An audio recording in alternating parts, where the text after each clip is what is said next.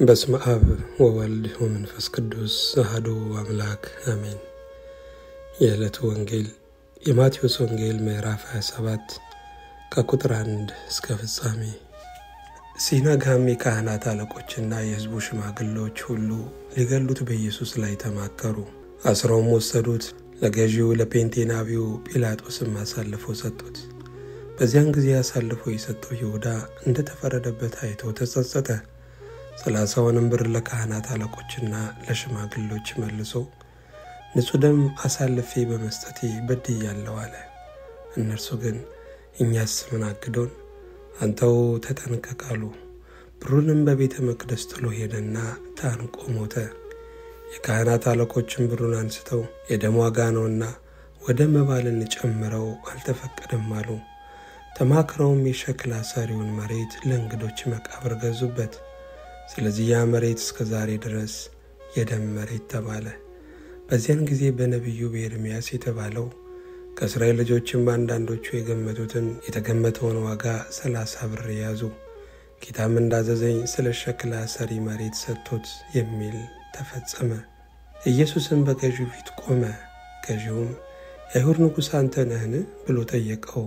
ኢየሱስም አንተ አልህ አለው። የካህናት አለቆችም ሽማግሌዎችም ሲከሱት ምንም አልመለሰም። በዚያን ጊዜ ጲላጦስ ስንት ያህል እንዲመሰክሩብህ አትሰማምን አለው። ገዢውም እጅግ እስኪደነቅ ድረስ አንዲት ቃልስ እንኳን አልመለሰለትም። በዚያም በዓል ሕዝቡ የወደዱትን አንድ እስረኛ ሊፈታላቸው ለገዢው ልማድ ነበረው። በዚያን ጊዜም በርባን የሚባል በጣም የታወቀ እስረኛ ነበራቸው። እንግዲህ እነርሱ ተሰብስበው ሳሉ ጲላጦስ በርባንን ወይስ ክርስቶስ የተባለውን ኢየሱስን ማንኛውን ልፈታላችሁ ትወዳላችሁ አላቸው። በቅንዓት አሳልፈው እንደሰጡት ያውቅ ነበርና። እርሱም በፍርድ ወንበር ተቀምጦ ሳለ ሚስቱ ስለ እርሱ ዛሬ በሕልም እጅግ መከራ ተቀብያለሁና በዚያ ጻድቅ ሰው ምንም አታድርግ ብላ ላከችበት። የካህናት አለቆችና ሽማግሌዎች ግን በርባንን እንዲለምኑ ኢየሱስን ግን እንዲያጠፉ ሕዝቡን አባበሉ። ገዢውም መልሶ ከሁለቱ ማንኛውን ልፈታላችሁ ትወዳላችሁ አላቸው። እነርሱም በርባንን አሉ። ጲላጦስ ክርስቶስ የተባለውን ኢየሱስን እንግዲህ ምን ላድርገው አላቸው። ሁሉም ይሰቀል አሉ። ገዢውም ምን ነው ያደረገው ክፋት ምንድን ነው አለ። እነርሱ ግን ይሰቀል እያሉ ጩኸት አበዙ። ጲላጦስም ሁከት እንዲጀምር እንጂ አንዳች እንዳይረባ ባየ ጊዜ ውሃ አንስቶ እኔ ከዚህ ጻድቅ ሰው ደም ንጹሕ ነኝ፣ እናንተ ተጠንቀቁ ሲል በሕዝቡ ፊት እጁን ታጠበ። ሕዝቡም ሁሉ መልሰው ደሙ በእኛና በልጆቻችን ላይ ይሁን አሉ። በዚያን ጊዜ በርባንን ፈታላቸው። ኢየሱስን ግን ገርፎ ሊሰቀል አሳልፎ ሰጠ። በዚያን ጊዜ የገዢው ወታደሮች ኢየሱስን ወደ ገዢው ግቢ ውስጥ ወሰዱት። ጭፍራውንም ሁሉ ወደ እርሱ አከማቹ። ልብሱንም ገፈው ቀይ ልብስ አለበሱት። ከእሾህ አክሊል ጎንጉነው በራሱ ላይ በቀኝ እጁም መቃ አኖሩ። በፊቱም ተንበርክከው የአይሁድ ንጉሥ ሆይ ሰላም ላንተ ይሁን እያሉ ዘበቱበት፣ ተፉበትም። መቃውንም ይዘው ራሱን መቱት። ከዘበቱበትም በኋላ ቀዩን ልብስ ገፈፉት፣ ልብሱንም አለበሱት፣ ሊሰቅሉትም ወሰዱት። ሲወጡም ስምዖን የተባለው የቀሬናን ሰው አገኙ። እርሱንም መስቀሉን ይሸከም ዘንድ አስገደዱት። ትርጓሜው የራስ ቅል ስፍራ ወደሚሆን ጎልጎታ ወደሚባል ስፍራ በደረሱ ጊዜም በሐሞት የተደባለቀ የወይን ጠጅ ሊጠጣ አቀረቡለት። ቀምሶም ሊጠጣው አልወደደም። ከሰቀሉትም በኋላ ልብሱን ታጥለው ተካፈሉ። በዚያም ተቀምጠው ይጠብቁት ነበር። ይህ ኢየሱስ የአይሁድ ንጉሥ ነው የሚል የክሱን ጽሕፈት ከራሱ በላይ አኖሩ። በዚያን ጊዜ 2 ወንበዶች አንዱ በቀኝ አንዱም በግራ ከእርሱ ጋር ተሰቀሉ። የሚያልፉትም ራሳቸውን እየነቀነቁ ይሰድቡት ነበርና ቤተ መቅደስን የምታፈርስ በ3 ቀንም የምትሠራው ራስህን አድን፣ የእግዚአብሔር ልጅ ከሆንክስ ከመስቀል ውረድ አሉት። እንዲሁም ደግሞ የካህናት አለቆች ከጻፎች ከሽማግሌዎች ጋር እየዘበቱበት እንዲህ አሉ፣ ሌሎችን አዳነ፣ ራሱን ሊያድን አይችልም። የእስራኤል ንጉሥ ከሆነ አሁን ከመስቀል ይውረድ፣ እኛም እናምንበታለን። በእግዚአብሔር ታምኗል፣ የእግዚአብሔር ልጅ ነኝ ብሏልና ከወደደውስ አሁን ያድነው። ከእርሱ ጋር የተሰቀሉት ወንበዶች ደግሞ ያንኑ እያሉ ይነቅፉት ነበር። ከ6 ሰዓትም ጀምሮ እስከ 9 ሰዓት ድረስ በምድር ሁሉ ላይ ጨለማ ሆነ። በ9 ሰዓትም ኢየሱስ ኤሎሄ ኤሎሄ ላማ ሰበክታኒ ብሎ በታላቅ ድምፅ ጮኸ። ይህም አምላኬ አምላኬ ስለምን ተውኸኝ ማለት ነው። በዚያም ከቆሙት ሰዎች ሰምተው ይህስ ኤልያስን ይጠራል አሉ። ወዲያውም ከእነርሱ አንዱ ሮጠ፣ ሰፍነግም ይዞ ሆምጣጤ ሞላበት፣ በመቃም አድርጎ አጠጣው። ሌሎች ግን ተው፣ ኤልያስ መጥቶ ያድነው እንደሆነ እኔ አሉ። ኢየሱስም ሁለተኛ በታላቅ ድምፅ ጮሆ ነፍሱን ተወ። እነሆም የቤተ መቅደስ መጋረጃ ከላይ እስከታች ከሁለት ተቀደደ፣ ምድርም ተናወጠች፣ አለቶችም ተሰነጠቁ፣ መቃብሮችም ተከፈቱ። ተኝተው ከነበሩትም ከቅዱሳን ብዙ ሥጋዎች ተነሱ። ከትንሣኤውም በኋላ ከመቃብሮች ወጥተው ወደ ቅድስት ከተማ ገቡና ለብዙዎች ታዩ። የመቶ አለቃም ከእርሱም ጋር ኢየሱስን የሚጠብቁ መናወጡንና የሆነውን ነገር አይተው ይህ በእውነት የእግዚአብሔር ልጅ ነበረ ብለው እጅግ ፈሩ። ኢየሱስን እያገለገሉ ከገሊላ የተከተሉት ብዙ ሴቶች በሩቅ ሆነው ሲመለከቱ በዚያ ነበሩ። ከእነርሱም መግደላዊት ማርያምና ያዕቆብና የዮሳ እናት ማርያም፣ የዘብዴዎስም የልጆች እናት ነበሩ። በመሸም ጊዜ ዮሴፍ የተባለው ባለጠጋ ሰው ከአርማትያስ መጣ። እርሱም ደግሞ የኢየሱስ ደቀ መዝሙር ነበረ። ይህም ወደ ጲላጦስ ቀርቦ የኢየሱስን ሥጋ ለመነው። ጲላጦስም እንዲሰጡ ታዘዘ። ዮሴፍም ሥጋውን ይዞ በንጹሕ በፍታ ከፈነው፣ ከዓለት በወቀረው በአዲሱ መቃብርም አኖረው። በመቃብሩም ደጃፍ ታላቅ ድንጋይ አንከባሎ ሄደ። መግደላዊት ማርያምም ሁለተኛይቱም ማርያም በመቃብሩ አንጻር ተቀምጠው በዚያ ነበሩ። በማግስቱም ከመዘጋጀት በኋላ በሚሆነው ቀን የካህናት አለቆችና ፈሪሳውያን ወደ ጲላጦስ ተሰበሰቡና ጌታ ሆይ የሐሳች በሕይወቱ ገና ሳለ ከ3 ቀን በኋላ እነሳለሁ እንዳለ ትዝ አለን።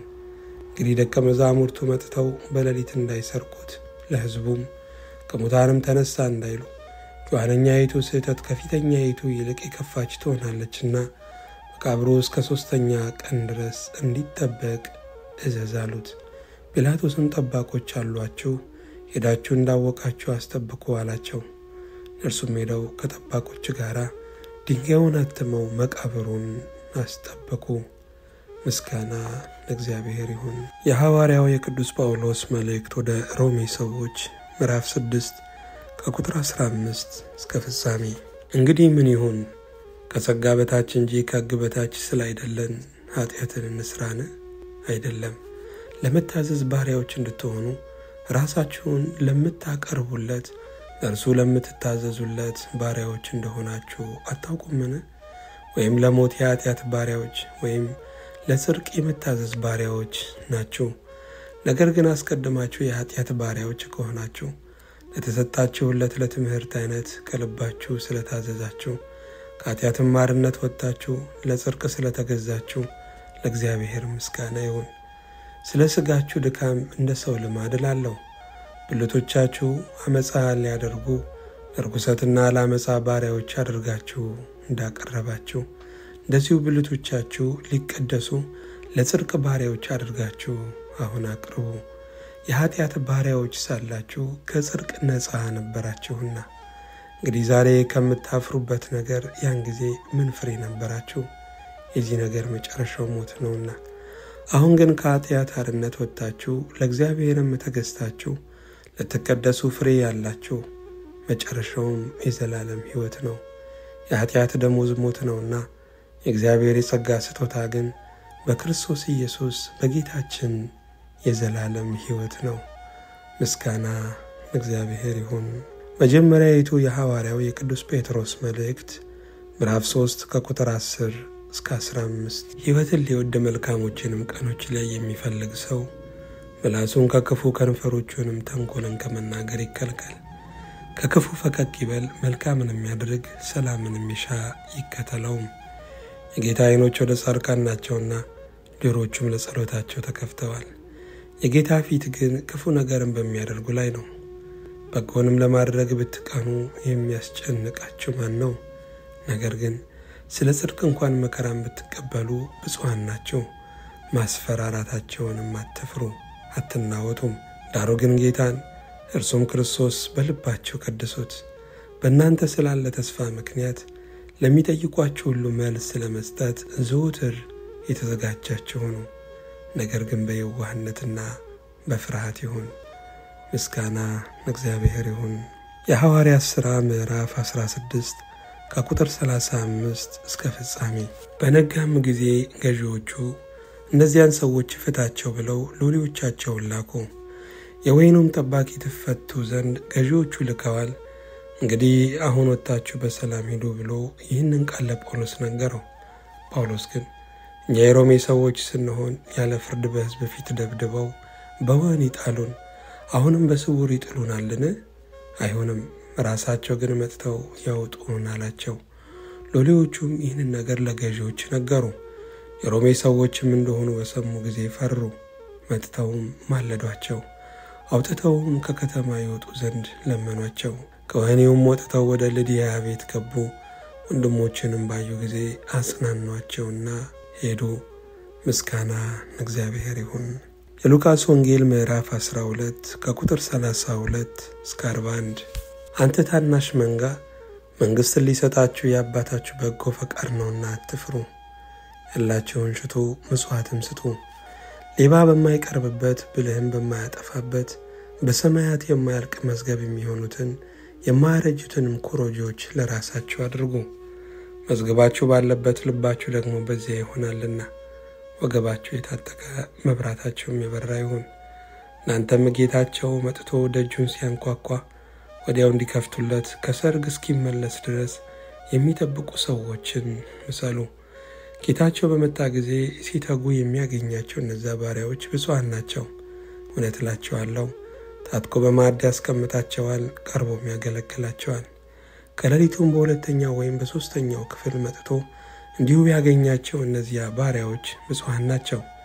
ይህን ግን ወቁ፣ ባለቤት በምን ሰዓት ሌባ እንዲመታ ቢያውቅ ኖሮ በነካ፣ ቤቱም እንዲቆፈር ባልፈቀደም ነበር። እናንተ ደግሞ ተዘጋጅታችሁ ኑሩ፣ የሰው ልጅ በማታሰቡበት ሰዓት ይመጣልና።